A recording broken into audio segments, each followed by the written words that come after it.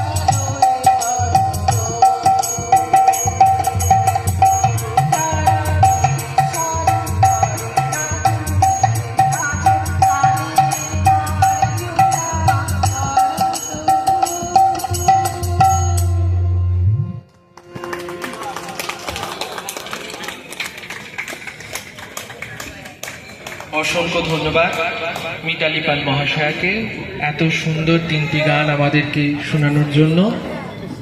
পরবর্তীতে অনুরোধ করব বেবি রানী খাঁ মহাশয়াকে মঞ্চে যাবার জন্য। নিজের জীবনের ক্ষেত্রে কতটা অভিনয় আমি করে বেড়াচ্ছি।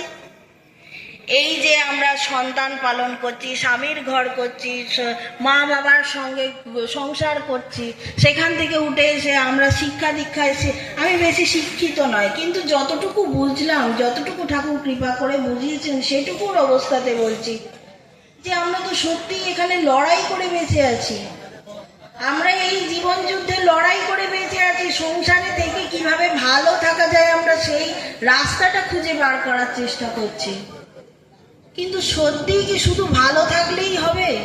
শুধু কি পয়সা, টাকা পয়সা, কামিনী কাঞ্চন, কামনা বাসনা প্রবৃত্তি, আমার ঘর বাড়ি, টাকা সমস্ত কিছু রয়েছে, তার মধ্যেই শুধু কি ভালো থাকা যায়?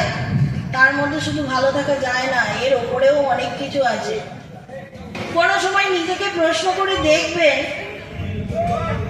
যদি নিজেকে কখনো প্রশ্ন করে গভীর তত্ত্ব খুঁজে পাওয়ার চেষ্টা করেন, আজকে না হলেও দুদিন পর মনকে সে নাড়া দেবে। কি নাড়া দেবে? আমি কে? আমি মানুষ হয়ে জন্মালামটা কেন? আমি এই মানুষ হয়ে যে জন্মালাম, আমি আদৌ এলাম কোথা থেকে? মা কেন আমাকে এখানে জন্ম পৃথিবীতে ভূমিষ্ঠ করলো? কেন জন্মটা দিল? এই জন্মের রহস্য যদি খুঁজতে চান, আমি কোথা থেকে এসেছি, কেন এসেছি, আবার আমার মৃত্যু হলে, আমার দেহটা চলে গেলে এই হাড় মাসের দেহে কিচ্ছু নেই। হাড় মাসের দেহটার মধ্যে কিচ্ছু নেই। রক্ত আছে, নাল আছে, অস্থি আছে, মজ্জা আছে, প্রত্যেকের দেহেই তাই আছে। কিন্তু তার ভেতরেও আত্মিক চৈতন্য আছে, যে আপনার চেতনাটাকে, বিবেকটাকে জাগিয়ে তুলবে। এই বিবেকটাই হচ্ছে সেইটা, যেদিন আপনি গভীর থেকে গভীরতম প্রশ্নগুলো আপনার নিজের মনে করবেন, আমি মানুষ হয়ে জন্মালাম কেন? এত তো সমস্ত পরিবেশে, গোটা বিশ্ব ব্রহ্মাণ্ডে জীবকোটির কত কিছু আছে, জীব জগতে, আমাকে ভগবান মানুষ করলো কেন? আমাদের সমস্ত কিছুটাই উত্তর ও প্রশ্ন যেমন ব্রেন থেকে আসে, আমাদের উত্তরটাও কিন্তু ব্রেন থেকেই আসে। এই প্রশ্নগুলোর উত্তর যেদিনে খুঁজে পেয়ে যাবেন, সে এদিকটা একটু আস্তে কথা বলতে বলুন না, বড্ড ডিস্টার্ব হয়। যেদিনে দেখবেন এই প্রশ্নগুলোর উত্তর খুঁজে পেয়ে গেছেন, সেদিনে দেখবেন আপনার জীবনের অনেকটা, মানে লাইফ স্টাইলটাই আপনার পাল্টে গেছে। ভগবান হচ্ছে সেই জায়গায়। ভগবান আপনার এই ত্রিতাপ জ্বালায় যে জর্জরিত পাপ, তাপ, অভাব, আমরা দিনের পর দিন পাপ করে যাচ্ছি। আপনি বলছেন, আপনি মনে করছেন আমি পাপ করছি না, কিন্তু খুঁটিনাটি একটু থেকে একটা পান থেকে চুন ঘষলেই অমনি সেটা পাপে পরিবর্তিত হয়ে যাচ্ছে। আর সেই পাপ ধোয়া মোছার জন্য কি করছি? আমরা গঙ্গা জলে স্নান করতে যাচ্ছি, গঙ্গায় স্নান করতে যাচ্ছি পাপগুলো ধোয়ার জন্য। কিন্তু আদৌ কি পাপগুলো ধুয়ে এলাম? সে তো গাছের ডালে বসে থাকবে পাপগুলো।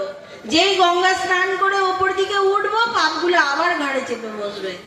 তাহলে আমার গঙ্গা স্নান করে লাভটা কি? গঙ্গা স্নান ওখানে নয় মা, গঙ্গা স্নান হচ্ছে এই নিজের দেহটাকে যত ভগবান ভগবান করে নাম যজ্ঞ, এই কলির অবস্থাটা হচ্ছে নাম যজ্ঞের খেলা। এখন আর সেই রামের মতো, কৃষ্ণের মতো ওইসব যজ্ঞ জাগে, এখন অশ্বমেধ যজ্ঞ টজ্ঞ ওইসব আর নেই। এখন আছে শুধু নাম যজ্ঞ, হরির নামে, হরি ওপর থেকে নামে। এই ব্রেন থেকে হরি নামে নেমে এসে আপনাকে দেখা দেবেই। আপনি যদি মা, ঠাকুর নিজেই বলছেন, মা তুই সবাইকে দেখা দিচ্ছিস, মা আমাকে একবার দেখা দিবি না? তাহলে সে যদি মাকে, মা ব্রহ্মময়ীকে, কোন মা? ভবতারিণী মা নয়, দক্ষিণেশ্বরের মন্দিরের ভবতারিণী মা নয়, ঠাকুরের ভেতরের মা ব্রহ্মময়ী, যিনি জগৎকে ধারণ করে আছেন, জগৎধাত্রী। এই জগৎধাত্রীকে ডেকে তিনি যদি লাভ করতে পারেন, তিনিও তো সাধারণ মানুষ, সাধারণ মানুষের মধ্যে মতোই খেয়েছেন, দিয়েছেন, ঘুরেছেন, ফিরেছেন, ঘুমিয়েছেন, থেকেছেন। তাহলে আমরা সাধারণ মানুষ হয়ে মা কেন পারবো না? আমাদেরও তো, আমাদের পক্ষেও সম্ভব। যে আমরা যে যাকে ভালোবাসি, যে যে ভগবানকে, দেবতাকে, ইষ্টকে যে যেরকম ভাবে ভালোবাসি, তাকে মা দূরে দূরে নয়। আমি গোপালকে পুজো করছি, আমার ঘরে গোপাল রয়েছে, গোপালকে আমি বাইরে দেখছি, বাইরে খেতে দিচ্ছি, বাইরে আদর আপ্যায়ন করছি, না মা, করবেন না। গোপালকে প্রার্থনা করবেন, তুমি আমার ভেতরে দেখা দাও। একবার বলে দেখুন না, একটু কষ্ট হবে, মুখের একটু বোলটা খসবে, কিন্তু একবার বলে দেখুন না, বলতে অসুবিধা কোথায়? ওই গোপালকেই বলবেন, ঠাকুর তুমি তো বাইরে এরকম করছো, ভেতরে যদি আমাকে একটু দেখা দাও, তাতে ক্ষতি কি? আমার যে সহস্রার থেকে তুমি আমাকে গোপাল রূপে আমার মনের ভেতরে এসে অন্তরে বাস করো। সেই গোপাল দেখবেন আপনাকে ভেতরে দর্শন দিল। তাহলে গোপাল কে মা? গোপাল বাইরের নয়, গোপাল ভেতরের গোপাল, যিনি গোলককে পালন করেন। তা গোলককে পালন করেন কে? সেই বিশ্ব ব্রহ্মাণ্ডের সৃষ্টিকর্তা। যিনি সৃষ্টিকর্তা তিনিই পালনকর্তা। আপনাকে যিনি সৃষ্টি করেছেন, আপনি যদি গোপালের রহস্য বুঝতে পারেন, তবে কিন্তু আপনি নিজের রহস্যটাও বুঝতে পারবেন। যে আপনাকে যিনি সৃষ্টি করেছেন, বাবা আমার বাইরের যে বাবা, তিনি হচ্ছেন জন্মদাতা।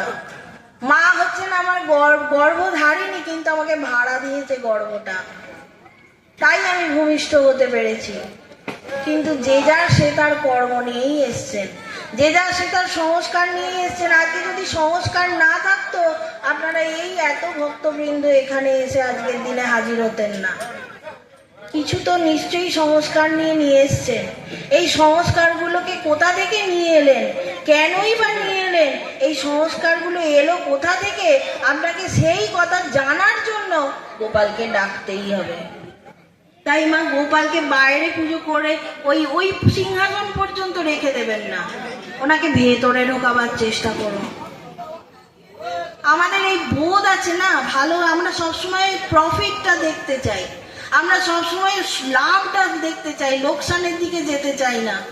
একটা ভালো জিনিস দোকানে গিয়ে কিনলেন, সেটার সঙ্গে কি ফাও দিল, ফ্রি দিল, আমরা সবসময় ফ্রি এর মালটাকেও ছাড়ি না, নিয়ে চলে আসি। ভগবান বলে আমি এর সঙ্গে এটা ফ্রি দিচ্ছি, তোরা নিবি তো নে, না নিবি তো যা। সেরকম আমাদের এই বোধটা আছে, ভালো মন্দের বোধ আছে, আলো অন্ধকারের বিচার আছে, তাই আমরা বুঝতে পারি না। আমরা ভাবি এই সংসার জগতে স্বামী সন্তান সংসার নিয়ে, আত্মীয় পরিজন নিয়ে, সকলকে নিয়ে আমরা ব্যস্ত থাকলে, জীবনটা কাটিয়ে দিলে এইভাবে ভালোই তো জীবনটা কেটে যাচ্ছে। এটা অ্যাকচুয়ালি জীবন নয়, এটা অ্যাকচুয়ালি জীবন নয়। আসল জীবন হচ্ছে আপনি যে থেকে ভগবানকে চিনতে পারবেন, কারণ তাই আপনাকে ভগবান সৃষ্টি করেছে মানুষ রূপে। এই মানুষের মধ্যে মান হুঁশ যতক্ষণ না ফিরবে, ততক্ষণ আপনার মধ্যে সেই জিনিস জাগবে না। ঠাকুর আমার সেই পথ দেখিয়ে দিয়ে গেলেন। তাহলে ঠাকুরকে বলছেন, ঈশ্বরকে কি দর্শন করা যায়? আর যদিও বা দর্শন করা যায়, তাকে কি রূপে দর্শন করা যায়? ভক্তি রূপে দর্শন করা যায়। ভক্তির উপায় চাই। এই ভক্তির উপায়টা কি? তাকে স্মরণ মনন করো, তাকে ডাকো, সে কি বলতে চায় তাকে জিজ্ঞাসা করো। আমরা কি করি? আমরা আমাদের সন্তানের জন্মদিন পালন করি। এই যে আজকে জন্মতিথি উপলক্ষে যে সবাই এসে হাজির হয়েছে, আমরা আমাদের সন্তানের জন্মদিন করি, পঞ্চব্যঞ্জন রান্না করে তার মুখের সামনে সাজিয়ে দিই, কি আমার সন্তান খাবে। জন্মদিনে আমার সন্তানকে রান্না করে পঞ্চব্যঞ্জন দিলাম, আমার সন্তান খাবে। সেরকম একদিন সন্তানের জায়গায় আপনার ভগবানকে ডেকে দেখুন তো, ভগবানকে পান কিনা। যে ভগবানকে আপনি সিংহাসনে বসিয়ে রেখেছেন, সেই ভগবানকে আপনি ওই পঞ্চব্যঞ্জন রান্নার মাঝখানে এসে বসে খেতে বলুন তো, দেখবেন ভগবান আসছেন, ভগবান এসে গ্রহণ করছেন। সেটা আবার আপনাকেই প্রসাদ রূপে বলবে, তুইও গ্রহণ কর। ভগবানকে ডাকতে গেলে, ভগবানের আস্বাদ পেতে গেলে, তাকে ওই পঞ্চব্যঞ্জন বাইরে রান্না করে দিতে হয় না। আপনার মনটাই সব, আপনার মনটাই সব। আপনি মনেতেই বদ্ধ, মনেতেই মুক্ত। আপনি যদি বলেন আপনার যদি মনে হয় আমি পাপ করেছি, তাহলে আপনি পাপী। আপনার যদি মনে হয় না আমি এটা পাপ করিনি, আমি এটা পুণ্যের কাজ করেছি, তাহলে আপনার পুণ্য। তাহলে বোধটা কার? বোধটা ভগবান দিচ্ছেন না, বোধটা আপনার নিজের, বিচারটা আপনার নিজের। তাই ভগবানকে পেতে গেলে একটু কষ্ট করতে হয়। ভগবান বলছেন তোরা 1 পা এগিয়ে আয়, আমি 10 পা এগিয়ে যাব। ভগবান কিন্তু কোনো সময় বলেননি তোরা আমায় ডাকলেও আমি তোর কাছে যাব না, কোনো সময়ের জন্য বলবে না। কারণ ভগবান জানেন যে আমিই ওর সৃষ্টিকর্তা, ওকে যদি আমি না দেখি তাহলে কে দেখবে। আপনার যখন শরীরের অসুস্থতা হয়, শরীরে কষ্ট হয়, এই হাড় মাসের দেহ, খাঁচার দেহটা যখন আপনার মনে হয় যে আমি রোগগ্রস্ত হয়েছি, শোকগ্রস্ত হয়েছি, তখন ভগবানের কাছে দিন রাত কেঁদে প্রার্থনা করছেন, ভগবান এত তোমায় ডাকি, এত তোমার জায়গায় এগিয়ে এগিয়ে যাচ্ছি, তা সত্ত্বেও তুমি আমার এত কষ্ট দিচ্ছ। আপনার যখন আনন্দটা হয় তখন আপনি ভগবানের কাছে গিয়ে কি বলেন? সুখ যখন হয় তখন কি আপনি ভগবানের কাছে গিয়ে বলেন যে ভগবান আজকে আমি এই আনন্দের খবরটা পেলাম, আজকে এটা তোমার জন্যই হলো? তখন তো বলা হয় না, বলি না। কারণ ভগবান জানেন কখন আমাদের কোন জিনিসটা দিতে হবে আর কোন জিনিসটা কাটতে হবে। তাই না ঠাকুরের এই কথামৃত, কথা অমৃতের স্বরূপ, তাই বলছে তব কথামৃতম তপ্ত জীবনম। এই তপ্ত জীবনম, বৃষ্টি পড়ছে, এসে গেছে আছে যাক, যা বেশিক্ষণ টাইম নিলে হবে না। বৃষ্টি এসে গেছে, ওপরওয়ালা বৃষ্টি দিয়ে দিয়েছে। এও কৃপা বাড়ি, এটাও হচ্ছে কৃপা বাড়ি।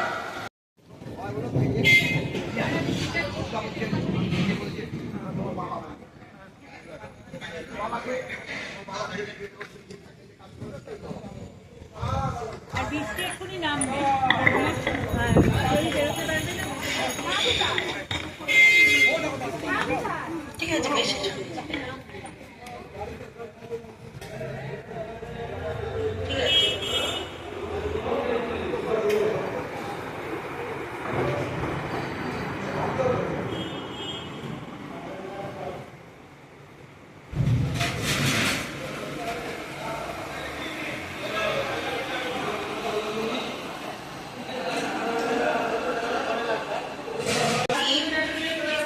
মানুষ, আমাদের প্রকৃত পরিচয় আমরা মানুষ।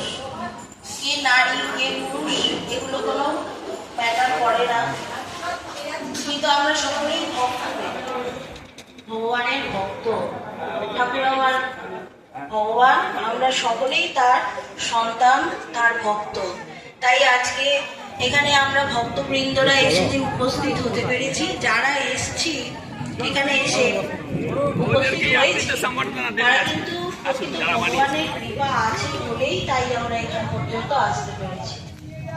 আমাদের নিজেদের কিন্তু স্বার্থ নেই যে ভগবানের কোনো অনুষ্ঠানে আমরা নিজেরা নিজেদের মনের মর্জি অনুযায়ী চলে যাব।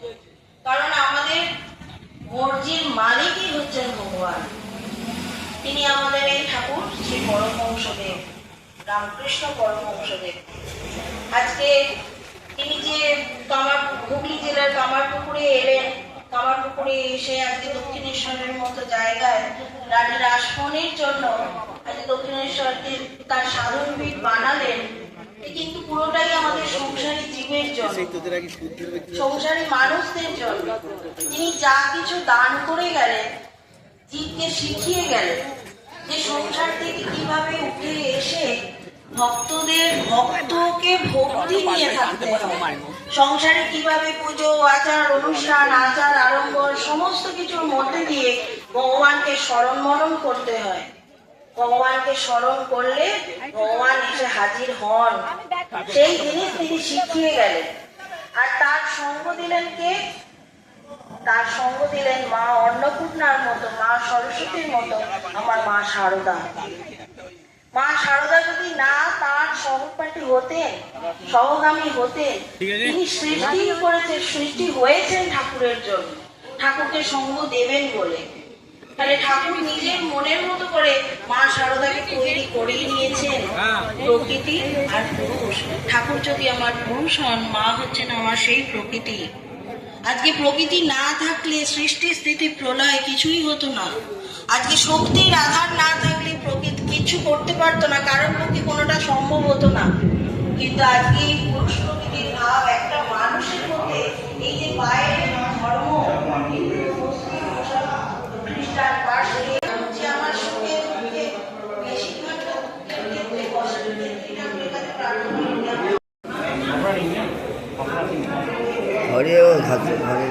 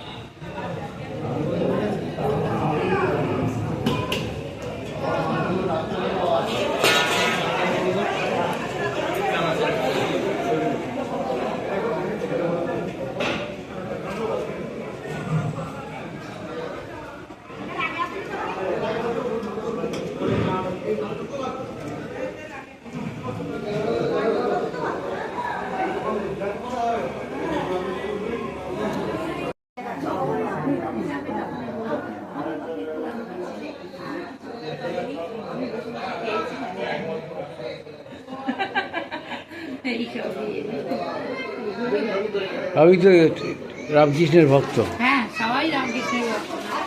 এখানে সব রামকৃষ্ণের ভক্ত, একজন রামকৃষ্ণের ভক্ত। যারা এসেছে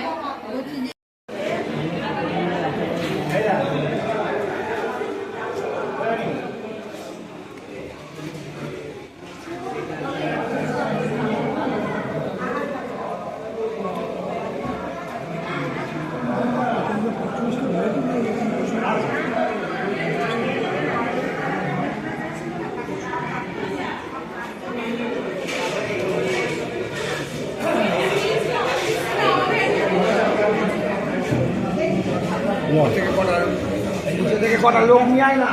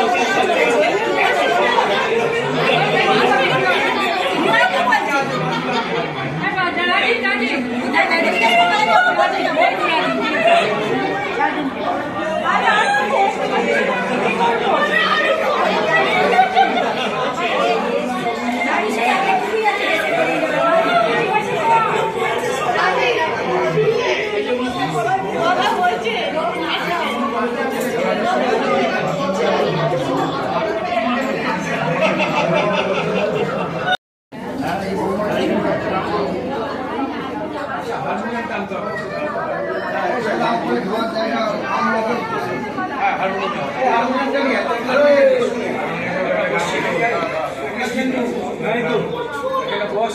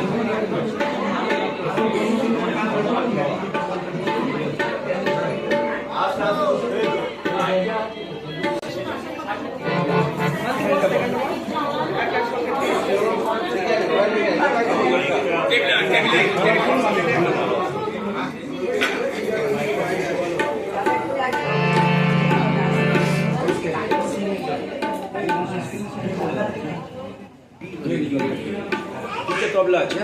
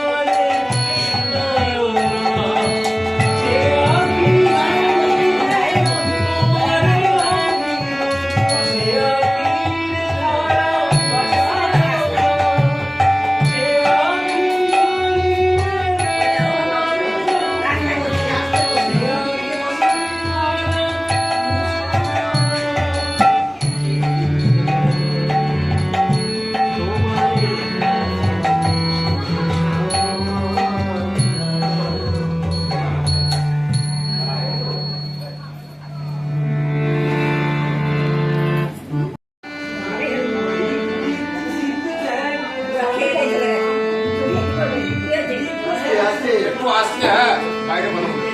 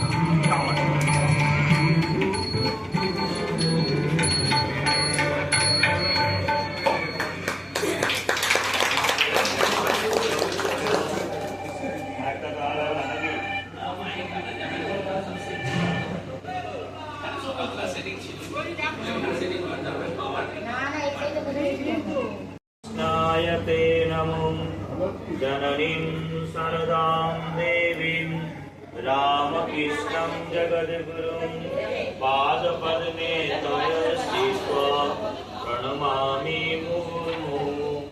नमस्ते यतिराजाय विवेकानन्दसूरये सच्चित्सुखस्वरूपाय स्वामिने तापहारिणे यथाग्ने दाहिका शक्ति रामकृष्णे स्थिता हिया सर्वविद्वास्वरूपं तं शारदां प्रणमाम्यहम्।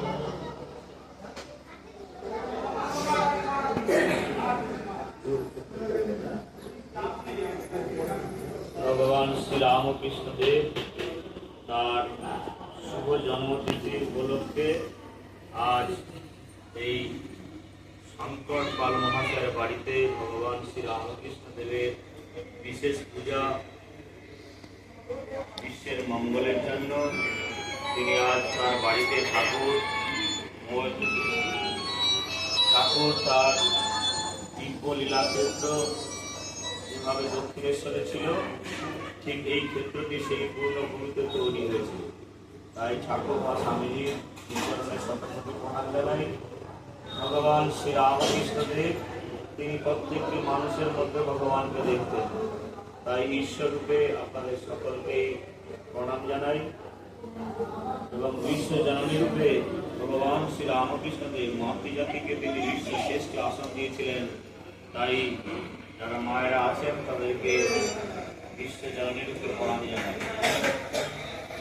ভগবান শ্রী রামকৃষ্ণ দেব তিনি এসেছিলেন আমাদের পরম প্রেমময় দয়াময়, তিনি কৃপা করে এসেছিলেন এই মনুষ্য জীবনে কি করে ঈশ্বর দর্শন করা যায়।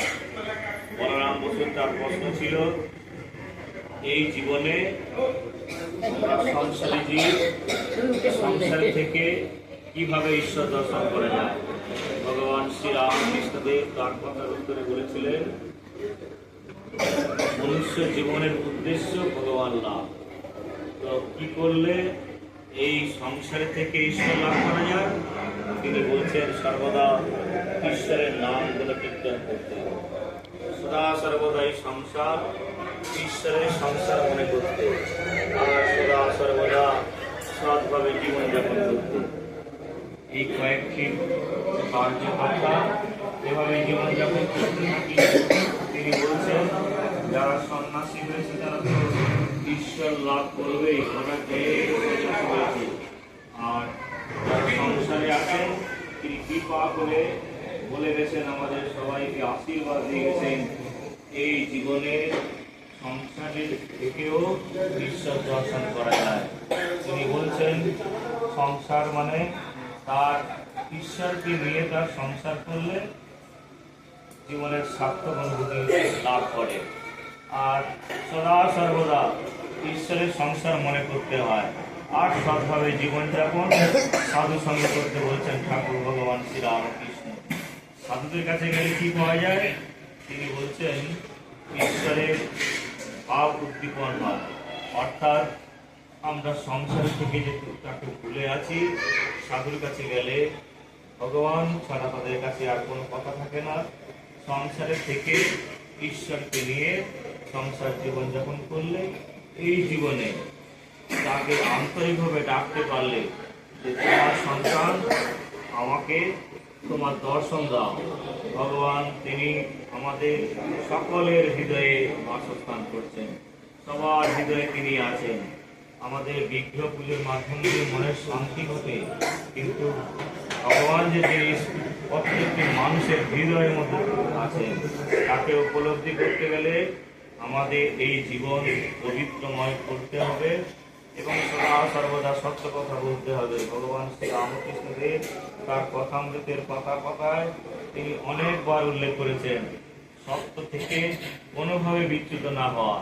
সংসারে সত্যকে ধারণ করে রাখতে পারলে কষ্ট হতেই পারে, কিন্তু সেই সংসার কোনোদিন অশান্তিতে ভরা থাকতে পারে না, আর সেই সংসারেই ঈশ্বর বাস করেন।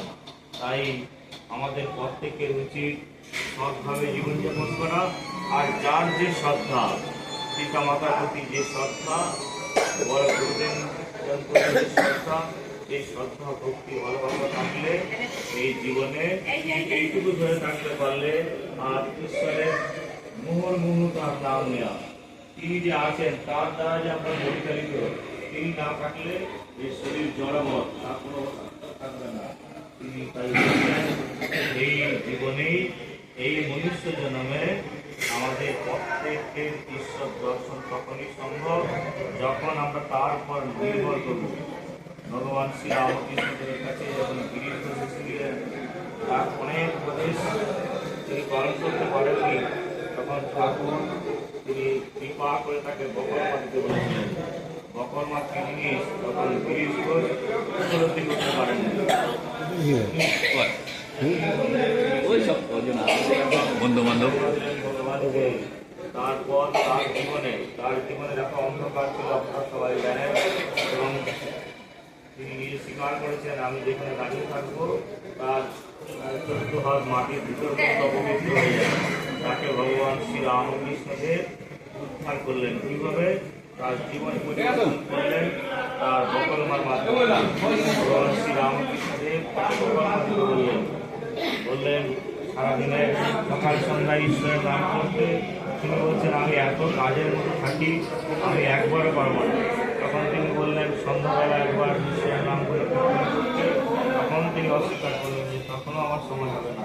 তখন ঠাকুর ভগবান শ্রী রামকৃষ্ণদেব তাকে বকরমাদিকে বললেন তুই যা কিছু পাপ পুণ্য সব আমাকে অর্পণ কর।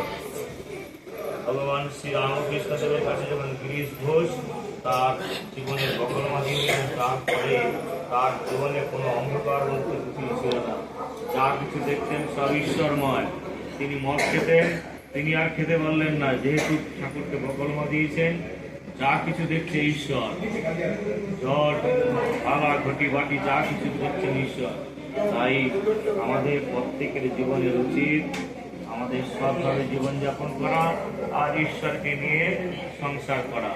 সংসারে থেকে ভগবান শ্রী রামকৃষ্ণ দেব আশীর্বাদ করে গেছেন প্রত্যেকটি মনুষ্য জাতি, প্রত্যেকটি মনুষ্য জীবনে কোনো না কোনো অনুভূতি হবেই হবে। ঈশ্বর যে আছেন তার দ্বারা যে পরিচালিত, সেটি অনুভব করতে প্রত্যেকটি মানুষ পারবে। যাই হোক, আজ এই পবিত্র দিনে এই শঙ্করবাবুর বাড়িতে ভগবান শ্রী রামকৃষ্ণ দেবের তার বিশেষ পুজোর মাধ্যম দিয়ে এই প্রত্যেক বছর এই অনুষ্ঠানটি করে থাকেন এবং আপনারা সবাই আছেন, আমরা অনেক সাধুরাই আসি আনন্দ উপভোগ করতে। আনন্দ এটাই সারা বছর তার বিভিন্ন কর্মের মাধ্যম দিয়ে একটি অনুষ্ঠান করেন। সেই অনুষ্ঠানে স্বামীজি তার যে ভাবধারা তিনি বলছেন প্রত্যেকটি মানুষের মধ্যে সাক্ষাৎ ঈশ্বর বিরাজমান। বলছেন জীবে প্রেম করে যেই জন সেবিছে ঈশ্বর। অর্থাৎ প্রত্যেকটি মানুষের প্রতি ভালোবাসা থাকবে, এই মিল বন্ধন একে অপরে আনন্দ দিয়ে জীবনযাপন করতে পারলে তখনই আমার মধ্যে যে ঈশ্বর আছেন, আপনাদের সবার মধ্যে যে ঈশ্বর আছেন, তিনি তখন তার আবির্ভাব, তার যে দিব্য শক্তি আমরা তখন অনুভব করতে পারবো। ভগবানই সব কিছু করছেন, তার দ্বারাই আমরা পরিচালিত। তাই আমাদের সৎভাবে সাধু সঙ্গের মাধ্যম দিয়ে ভগবান শ্রী রামকৃষ্ণ দেব, জগৎজননী মা সারদা দেবী এবং স্বামী বিবেকানন্দের যে আদর্শ, তারা তাদের যে দিব্য জীবন, মা প্রত্যেকটি সন্তানকে বলছেন আমার সন্তান। আমরা অনুভব করি, আমরাও যখন সাধু সন্ন্যাসী হতে আসি, মায়ের একটি কথা তিনি বলছেন সবার জন্য, সবাইকে উদ্দেশ্য করে কথাটি বলেছিলেন, আমি কথার কথা মা নয়, আমি পাতানো মা নয়, আমি গুরুপত্নী নয়, আমি সত্য জননী। আমরা অনুভব করতে পারি তার প্রতিটি কথায় জীবনের সব কিছু ত্যাগ করার পরে তিনি যে আমাদের সকলের মা, তার প্রমাণ তখনই পাবেন যখন তার প্রতি ভক্তি শ্রদ্ধা, তার কথা তিনি যেভাবে বলেছেন, প্রত্যেকটি মাতৃজাতিকে বলেছেন। আর ভগবান শ্রী রামকৃষ্ণ দেব তিনি প্রতিষ্ঠা করে গেছেন প্রত্যেকটি মাতৃজাতি হচ্ছে বিশ্বজননীর শ্রেষ্ঠ আসন তিনি গ্রহণ করিয়েছেন এবং ষোড়শী পূজার মাধ্যম দিয়ে মা সারদা দেবীর তার শ্রীচরণে তার জীবনের সর্বস্ব সাধনা অর্পণ করেছিলেন। তাই মাতৃজাতি যারা মারা আছেন, তারা প্রত্যেকটি সেই দৈবী শক্তির অধিকারী, তারা চেষ্টা করলে প্রত্যেকটি সংসার শান্তিতে রাখতে পারে এবং সেই সংসারে ঈশ্বর অনুভূতি হবেই হবে। তিনি বলেই গেছেন, তার কথা কোনোদিনই মিথ্যে হতে পারে না। তারা যারা বলেছেন, জীবনে আমরা যা অনুভব করেছি প্রত্যেকটা মানুষের মধ্যে সম্ভব, তার মধ্য দিয়ে এই শরীরের মধ্য দিয়ে তাকে দর্শন করা। দর্শন করতে গেলে যে আমাদের কর্মসৎভাবে জীবনযাপন করা, সবার সাথে কথা বলা, ঠাকুর বলছেন কথা নিতে বারবার কলির তপস্যা সৎ বা সাধু। অর্থাৎ এই জীবনে আমরা এমন কিছু অন্যায় করবো না যে অন্যায় মানুষ কষ্ট পায়, যে অন্যায়ের দ্বারা অপর দুঃখ পায়। আর এই জীবনে আমাদের প্রত্যেককেই কর্মফল ভোগ করে যেতে হয়। তাই আমরা কোনো অন্যায় কাজ করবো না, কাউকে কষ্ট করবো না। যে সংসারে আছে ঈশ্বরকে নিয়ে এই সংসার জীবনযাপন করলে দেখবেন আপনারা সবাই থাকবেন। আর ঈশ্বর যে আমাদের শরীরের মধ্যে আছেন, হৃদয়ের মধ্যে আছেন, সেটা অনুভব করবেন।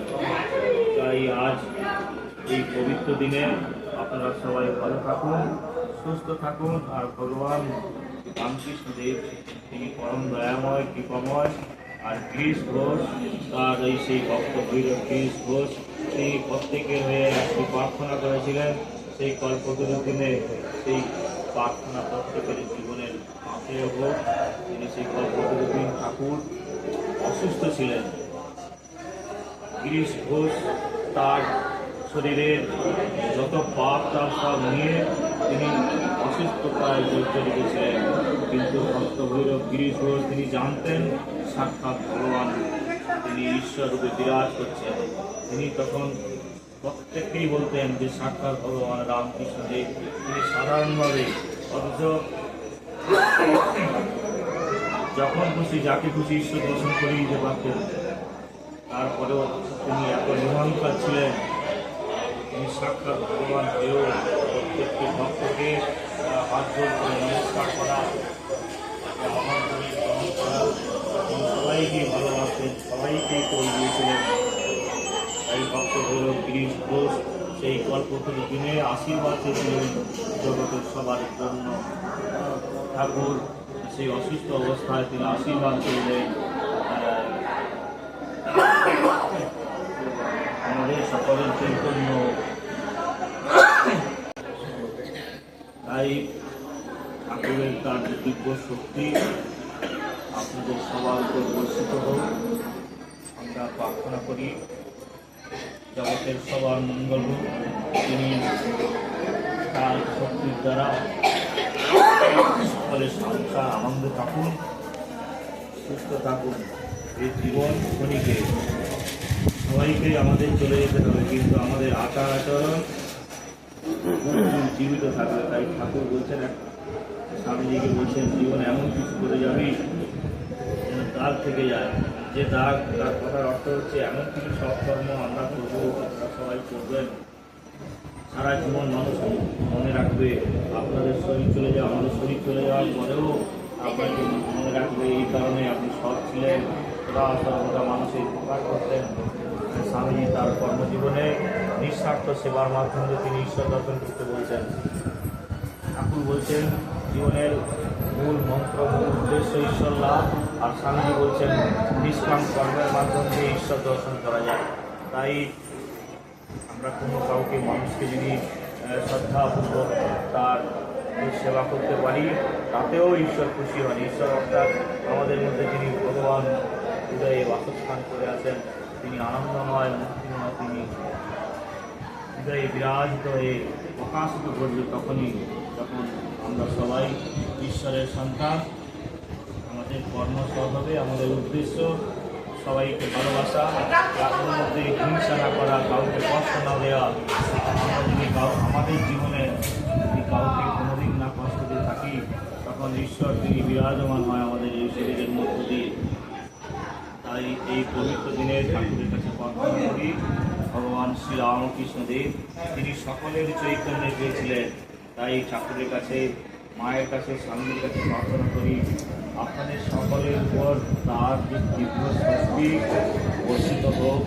আর ভগবান শ্রী রামকৃষ্ণদেব প্রত্যেকটি মাতৃজাতিকে এমন সম্মান করেছিলেন, জীবনে আর কোনো মহাপুরুষ আর করেননি। তিনি তার জীবনের সাধনার শেষ শক্তি ছিল, সেই শক্তি মা সারদা দেবীর শ্রীচরণে অর্পণ করে তিনি বিশ্বজননীর আসনে গিয়েছিলেন। তাই আজ এই পবিত্র দিনে আপনাদের সবার সেই তীব্র শক্তি, তার যে চেতনা শক্তি, তিনি যে এসেছিলেন আমাদের ধরাধামে আমাদের কৃপা করার জন্য, বর্ষিত হোক এই প্রার্থনা করি। আপনারা সবাই ভালো থাকুন, সুস্থ থাকুন। ঈশ্বরের সন্তান, আপনাদের দ্বারা কারোর যেন অমঙ্গল না হয়। আর যারা মায়েরা আছেন, মায়েদের মধ্যে এমন শক্তি ভগবান তিনি দিয়ে গেছেন। শাস্ত্র বলছেন একজন মা যদি চেষ্টা করেন, মাতৃ যদি চেষ্টা করেন, একজন পুরুষ তার অনেক সাধনার ফলে সে ঈশ্বর লাভ করবে, কিন্তু মায়েরা একটু তপস্যা করলেই তারা বিশ্বজননী রূপে বা তার মধ্যে যে তীব্র শক্তি, চেতনা শক্তি আছে, জেগে উঠবে। তাই ঠাকুর মা স্বামীজির কাছে প্রার্থনা করি, আপনাদের সবার জীবন মঙ্গল হোক, আপনারা সবাই আনন্দে থাকুন এই জীবন ক্ষণিকে। তাই যতদিন বেঁচে থাকবেন আনন্দে থাকবেন। আর যে সংসারই থাকুন না কেন, সেই সংসারটি যেন আনন্দ থাকে। পুত্র অবস্থায় বিশ্বজননী মা সারদা দেবী জন্মের নববধূ যখন ছিলেন দক্ষিণেশ্বরে, সেই ছোট্ট ঘরটিতে তিনি বিশ্বজননী রূপে বিরাজ করছিলেন, ছিলেন সেই সর্বাবস্থাতে। তাই আপনারা যে যে সংসারে আছে আনন্দে থাকবেন, সবাইকে ভালোবাসবেন, যেন সংসারে অশান্তি না হয়। তাহলে দেখবেন যে সংসারে আনন্দ বিরাজ করছেন, মনে করবেন সে সংসারে ঈশ্বর বিরাজ করছে। তাই তার এই শুভ জন্মদিন উপলক্ষে আজ এই বিশেষ পুজোর মাধ্যম দিয়ে প্রার্থনা করি, আপনারা ভালো থাকুন, সুস্থ থাকুন। আর ভগবান শ্রী রামকৃষ্ণদেব তিনি তার জীবনের সর্বশ্রেষ্ঠ বলেছেন, মনুষ্য জীবনের উদ্দেশ্য হচ্ছে ঈশ্বর লাভ। তাই সবার জীবনে ঈশ্বর লাভ হোক, সবার জীবনে ঈশ্বর অনুভূতি হোক, এই প্রার্থনা। ওম যথা শক্তি रामकृष्णे स्थिता हिया सर्वविद्वास्वरूपं तं शरदां प्रणमामि। हरि ओम तत्सत्। श्रीरामकृष्णार्पणमस्तु।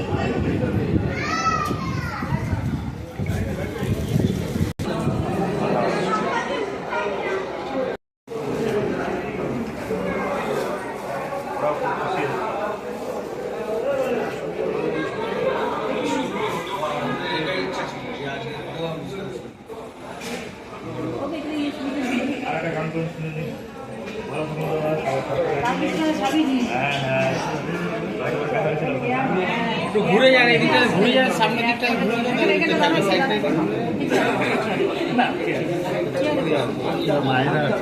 ঠিক আছে। তুমি যাও, ওখানে যাও, সাইডটা সাইডটা দিয়ে যাও। চেয়ারে বসে যাও, চেয়ারে বসে যাও, চেয়ারে বসো, ব্যাস।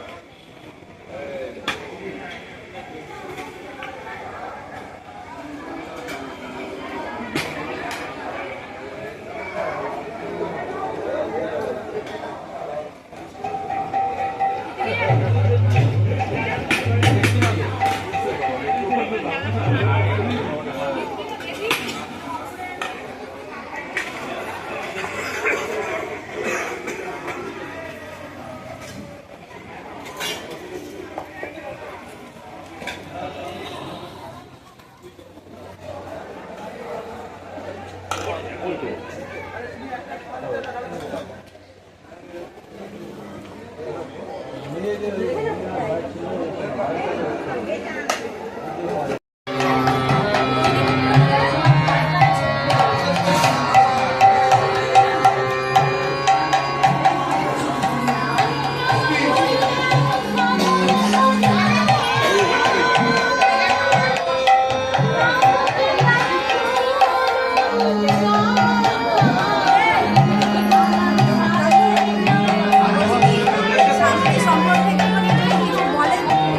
এখন না, এখন না।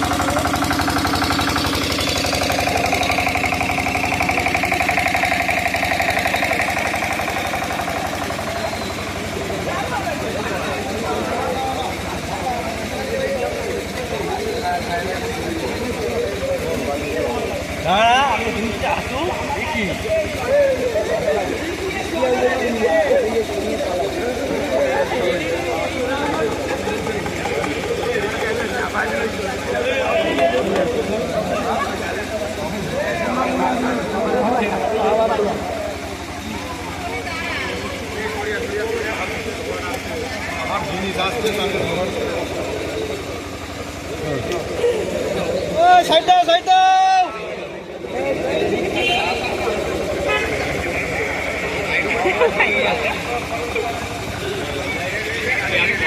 পরের রাউন্ডে আমি আনবো।